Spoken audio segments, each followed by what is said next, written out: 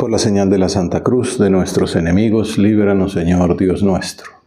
En el nombre del Padre, y del Hijo, y del Espíritu Santo. Amén. Señor mío y Dios mío, creo firmemente que estás aquí, que me ves, que me oyes. Te adoro con profunda reverencia. Te pido perdón de mis pecados y gracia para hacer con fruto este rato de oración. Madre mía Inmaculada, San José, mi Padre y Señor, Ángel de mi guarda, intercedan por mí. Una forma de analizar la estructura del Evangelio de San Mateo es centrándolo en la confesión de San Pedro, en el capítulo 16, que ocurre en Cesarea de Filipo. Antes de esa escena, Jesús predica sobre todo a las muchedumbres de Galilea. A partir de ese momento se detiene en la formación de sus discípulos. Consideremos ahora un pasaje de esa primera sección. Después del discurso de la montaña y de algunos milagros que confirmaban la validez de su enseñanza, el segundo sermón del Maestro es el llamado discurso misionero, con el cual Jesús instruía a los apóstoles para su misión evangelizadora. A continuación, San Mateo presenta dos reacciones distintas ante las enseñanzas de Jesús. Por una parte, la incredulidad de algunos y, por otro lado, la aceptación de personas como San Juan Bautista y las personas sencillas de corazón. El capítulo 11 concluye entonces con una acción de gracias del Señor, que los exegetas consideran una joya del Evangelio. La vida cristiana tiene que darle mucha importancia a la oración, al diálogo con el Señor. Y en nuestra formación de discípulos es muy importante aprender a hacer oración. Y en nuestra labor evangelizadora, enseñar a hacer oración. Y siempre estaremos en esa academia, hacer de la Iglesia la escuela de oración, decía Juan Pablo II. Y la mejor escuela, el mejor maestro, es Jesús mismo. Y ver su ejemplo. Pues los especialistas enseñan que la mayoría de oraciones que nos transmite el Evangelio en la vida pública de Jesús, en ese tiempo previo a su pasión, sus 3 años, es acción de gracias. Te doy gracias, Padre, Señor del cielo y de la tierra, porque has escondido estas cosas a los sabios y entendidos y se las has revelado a los pequeños. Sí, Padre, así te ha parecido bien. Acción de gracias de Jesús, agradeciendo la acogida de su mensaje por las personas más humildes. Señor, queremos aprender de ti, a hablar con el Padre. No solo cómo decirlo, sino la actitud que involucra la persona entera. Que sean estos momentos de encuentro contigo como esas fuentes que emanan a lo largo del día, de la que nos llenamos el depósito interior para tener presencia tuya a lo largo de la jornada.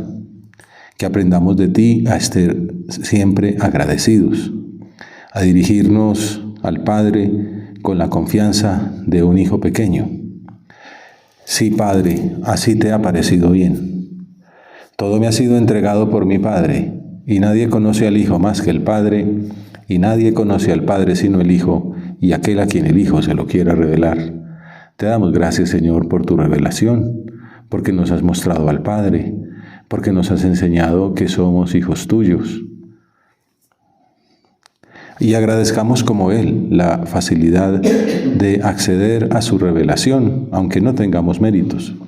Pues como dice San José María, no es necesario poseer una gran ciencia. Hay un saber al que solo se llega con santidad.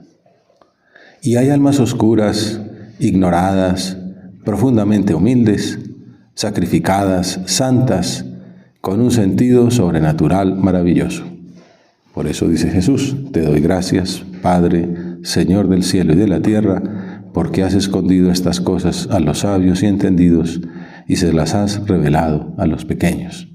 Viene a la mente figuras como el santo cura de Ars, San Bernardino de Siena, personas que no destacaban por sus dotes intelectuales, pero su santidad les hizo llegar más lejos que muchísimos teólogos a lo largo de la historia.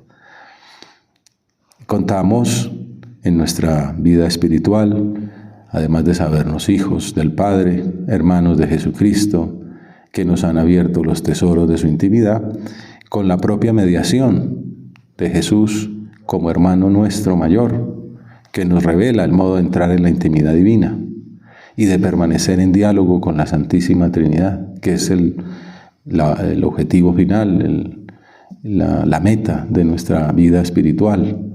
Encontrar al Padre, al Hijo, al Espíritu Santo, entretenerse con cada una de las personas, ahondar en ese diálogo intratrinitario, saberse Hijo del Padre, hermano de Jesús, templo del Paráclito, como hemos considerado después de la Pascua. El camino para entrar en esa mansión, en esa morada maravillosa que nos espera por toda la eternidad, pero que estamos invitados a acceder a ella desde ahora, es Jesús mismo. Y por eso enseña a sus discípulos en este pasaje que decimos es tan importante porque da tantas claves. Venid a mí. Vayamos a Jesús.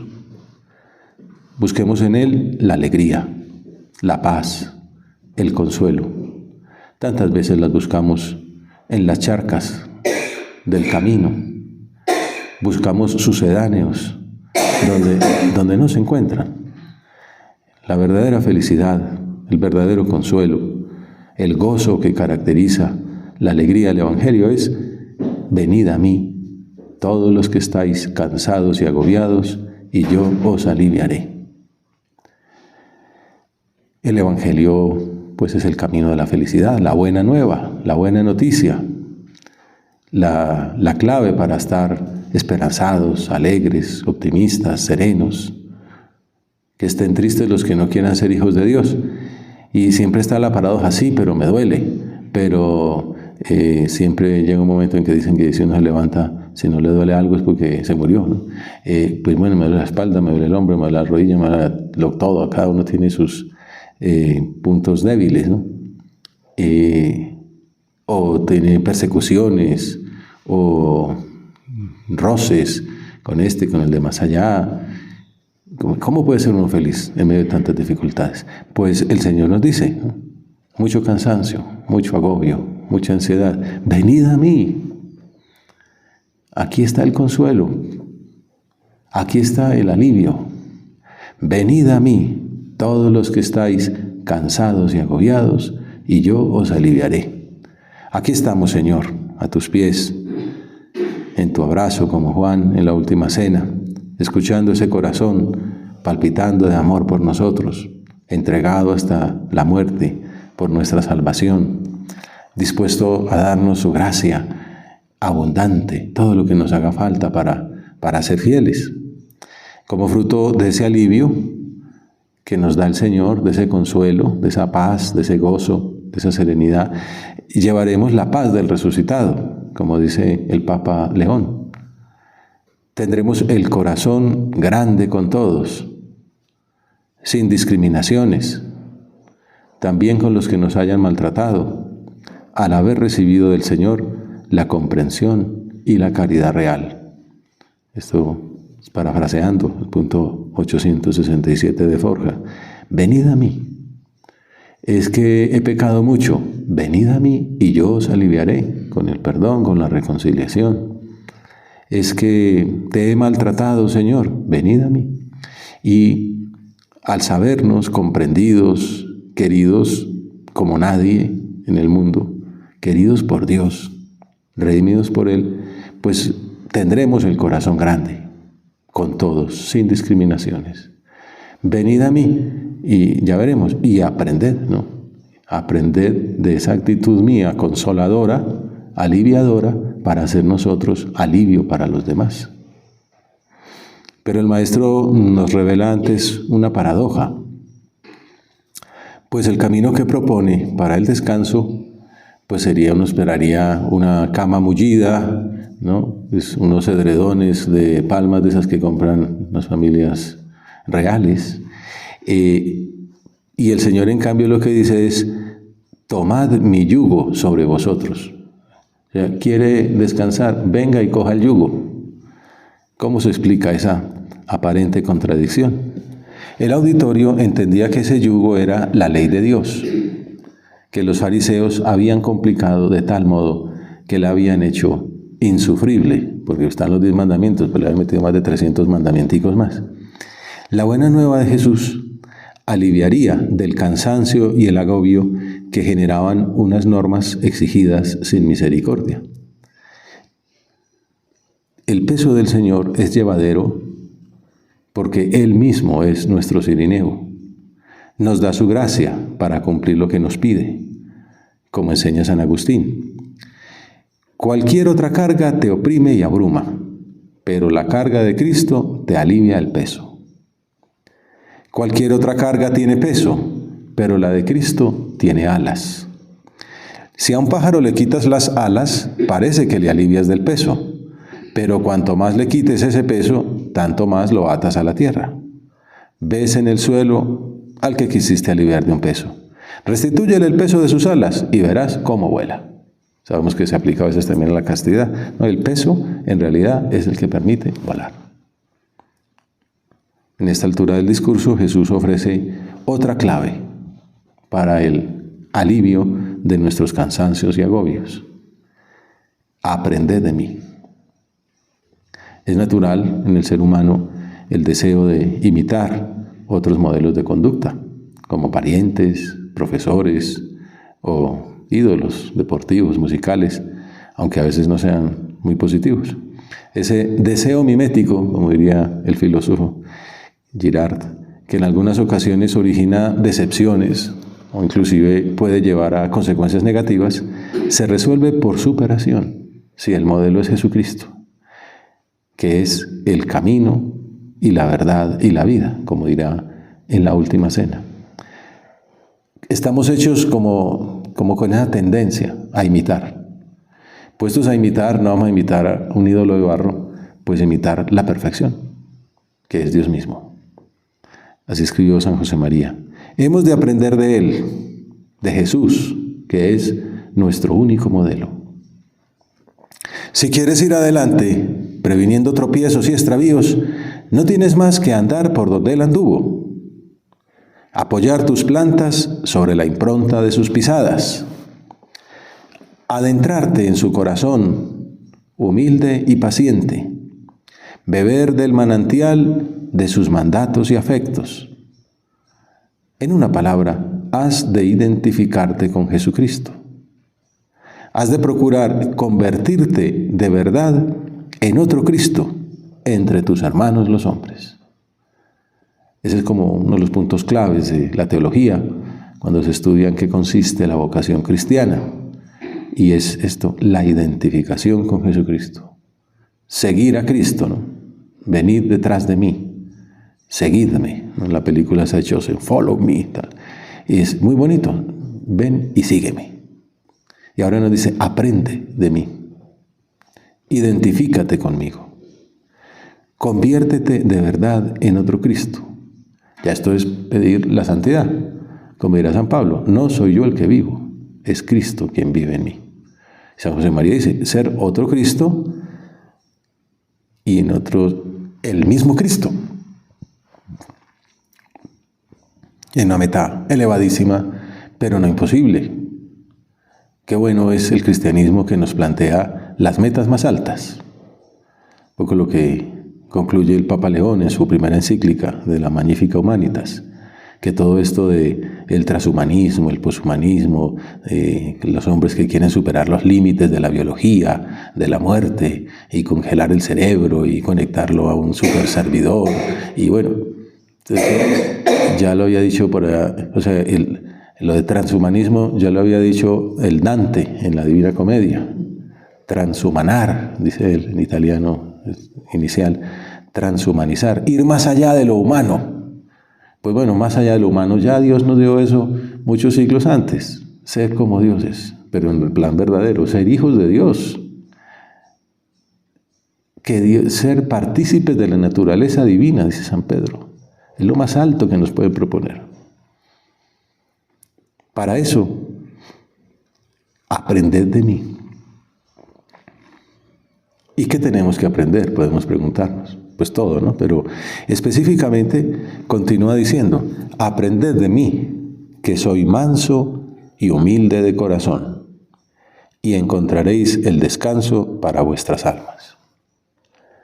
Uno a veces se mete en unos berenjenales, en unas vagabundas existenciales, pues se mete o la vida lo mete, el vecino, el trabajo, la sociedad, la situación económica, el mundial de fútbol, bueno, lo que sea, ¿no?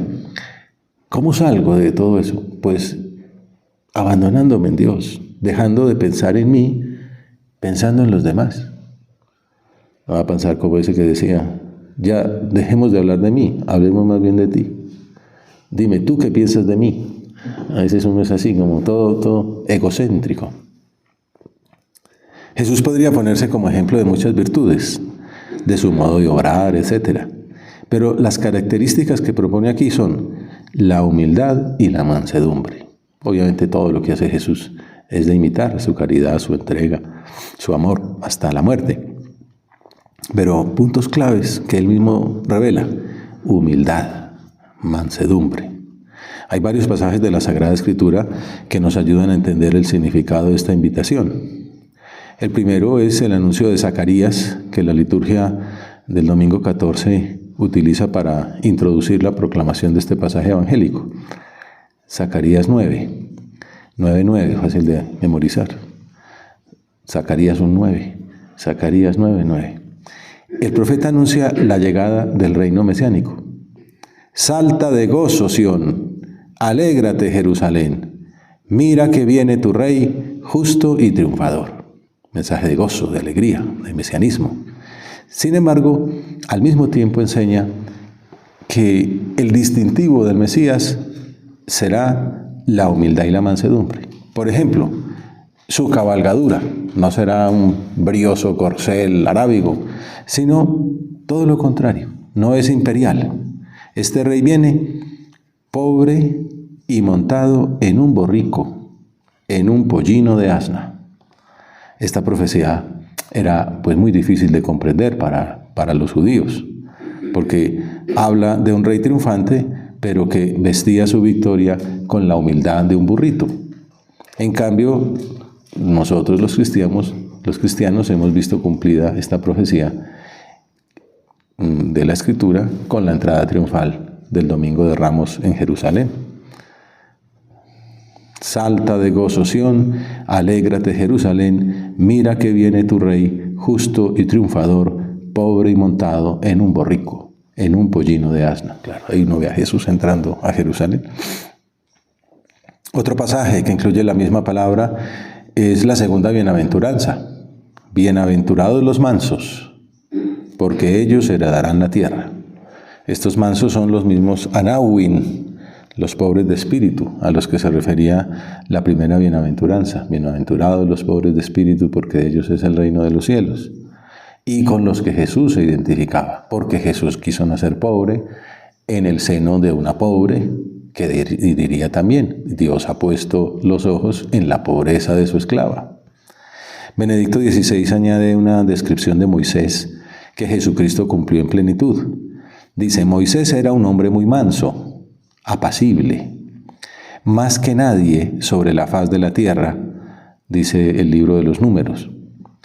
Y concluye el Papa Benedicto, Cristo es el nuevo, el verdadero Moisés. Esta es la idea que atraviesa todo el Sermón de la Montaña. En él se hace presente la bondad pura que corresponde precisamente al grande, al soberano. Aprended de mí, que soy manso y humilde de corazón. El camino para imitarte, Señor, es seguirte en tu humildad y en tu mansedumbre, que fueron las virtudes que te llevaron a preferir a los niños, a los pobres, a los enfermos, a los desechados por los poderosos de la sociedad. Y por eso es tan bueno entrar por ese camino nosotros, sabernos querer ser niños espiritualmente, sabernos pobres, enfermos, y gastar el tiempo, las mejores fuerzas en atender a las personas que son así. Acabamos de estar algunos del centro en un voluntariado con personas con dificultades cognitivas, mayores ya, y es una maravilla, pues, como esa ternura, esa inocencia, pues ese ver a Jesús ahí. Y se aprende mucho de su generosidad, de su servicio en medio de su limitación, también de su rechazo social, cuando uno ya comparte con ellos en sitios públicos, se nota como una sensación no necesariamente pronunciada, pero sí como de mirar mal. Pues bueno, duró una semana y 3 días después una de estas personas llegó a casa y falleció. Ayer nos dieron esa noticia tremenda. Alguno decía, pues bueno, le damos gracias a Dios que nos permitió haberle hecho felices los últimos días de su vida en la tierra. Murió, parece, con la camiseta y con las firmas de todos los participantes. Pero Jesús se siente identificado con estas personas. Humildad que culminó con su pasión y muerte ignominiosas. Él fue rechazado hasta el extremo de ser asesinado, juzgado de modo inicuo, padeció como nadie puede padecer. Y con su muerte, pues que nos salvó y nos mostró, ese es el camino. Aprended de mí, de esta mansedumbre y de esta humildad.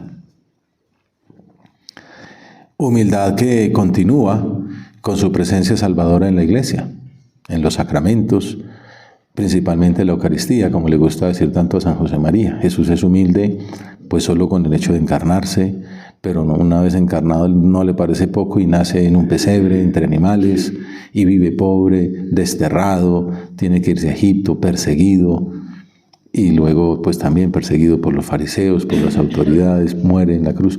Pero todo eso es nada comparado con la muerte, con la presencia de Jesús sacramentado. También mucha humildad en el sagrario. Humildad que también se nota en el hecho de habernos elegido a nosotros como instrumentos, cuando podía haber llamado a tantas gentes mucho mejores que nosotros. Bueno, aunque la humildad de Jesús es distinta de la nuestra. En nuestro caso, dice el diccionario, consiste en el conocimiento de las propias limitaciones y debilidades y en obrar de acuerdo con ese conocimiento, saber, no creerse lo que uno no es, diríamos. En cambio, Jesús no tenía limitaciones y debilidades. Su actitud fue de abajamiento, de kenosis. Aprended de mí, que soy manso y humilde de corazón. Tiene sentido la definición de humildad que acabamos de citar, pues menciona el conocimiento, la sabiduría. Humildad es andar en verdad, decía Santa Teresa. Tanto por lo que se refiere a nuestra propia condición, nuestros talentos. Si yo soy bueno para algo, hay que reconocerlo, pero me compromete a hacerlo rendir, como sabemos por la parábola de los talentos. Pero también reconocer nuestros defectos para luchar y superarlos. Y humildad se refiere también no solo a nuestra propia condición, sino también a la consideración de los demás y a las relaciones con Dios. Por eso es famosa la definición que daba Santa Teresa sobre esa íntima relación entre humildad y verdad. Una vez estaba yo considerando por qué razón era nuestro Señor tan amigo de esta virtud de la humildad y púsoseme delante, a mi parecer, sin considerarlo, sino de presto, esto, que es porque Dios es la suma verdad, y la humildad es andar en verdad, que lo es muy grande no tener cosa buena de nosotros, sino la miseria y ser nada. Y quien esto no entiende, anda en mentira. Humildad es andar en verdad, sabernos miseria y nada. Aprended de mí, que soy manso y humilde de corazón. San José María se inspira en estas palabras del Señor para concluir que la humildad es otro buen camino para llegar a la paz interior. Cuando uno se sabe nada, menos que nada, que no merece nada, pues le dan poca cosa y es feliz. A Santa Teresa decía, a mí me conquistan con una lata de sardinas. Pues como no merezco nada y me vienen a dar una lata de sardinas. Y San José María en esa misma línea decía, a mí me conquistan con la lata. O sea, como si no merezco nada, ¿por qué me dan algo? En cambio, si uno dice, me merezco 3, me dan 2 y me pongo bravo porque no me dan lo que yo creo que me merezco. Ya dejo de andar en verdad, estoy andando en mentira. Por eso la humildad es otro buen camino para llegar a la paz interior. No soy nada, no valgo nada, no tengo nada, no puedo nada, soy nada, no merezco nada y Dios me lo da todo. Y además la gente es tan buena que me da algo, es más, me da mucho. Cuando uno es humilde se valora todo lo que le dan, todo el cariño que recibe. El cardenal Bergoglio tenía en alta consideración estas dos características de la vida espiritual. Alguna vez le preguntaron cuál era la virtud más grande y dijo, bueno, la virtud del amor, de darle lugar al otro y desde la mansedumbre. La mansedumbre me seduce tanto, le pido siempre a Dios que me dé un corazón manso. Y el peor de los pecados, dice el periodista. Si considero el amor como la mayor virtud, tendría que decir lógicamente que el peor de los pecados es el odio. Pero el que más me repugna es la soberbia, el creérsela. Cuando yo me encontré en situaciones en que me la creí, tuve una gran vergüenza interior y pedí perdón a Dios, pues nadie está libre de caer en esas cosas. Todo nos pasa, creérnosla, creernos más de lo que somos, andar en mentira, porque creernos es no andar en verdad. En ese mismo sentido, San José María escribe en una carta que la humildad que el Señor quiere que aprendamos de Él se manifiesta en esta entrega, esta comprensión, esta caridad, olvidándonos de nuestros derechos y que nos hace ceder, conceder en todo lo que sea nuestro, en todas nuestras cosas personales, hasta donde llegó Jesucristo. Si uno no se considera con derecho a nada, y le quitan el puesto, bueno, es que ese puesto yo no tenía derecho. En realidad, pues parece que socialmente sí, pero espiritualmente no. Pues no pasa nada. O no me dan lo que yo esperaba recibir o lo que se esperaría que uno recibiera. Bueno, pues que lo reciba otro. Olvidarnos de nuestros derechos en todo lo que sea nuestro hasta donde llegó Jesús. San Pablo nos da ejemplo de humildad y al mismo tiempo enseña la clave para vencer en esa lucha. Después de contar la grandeza de las visiones que el Señor le había concedido, confiesa con toda sencillez. Por la grandeza de las revelaciones y para que no me engría, se me ha dado también una espina en la carne, un emisario de Satanás, que me abofetea para que no me engría. Bueno, también valorar.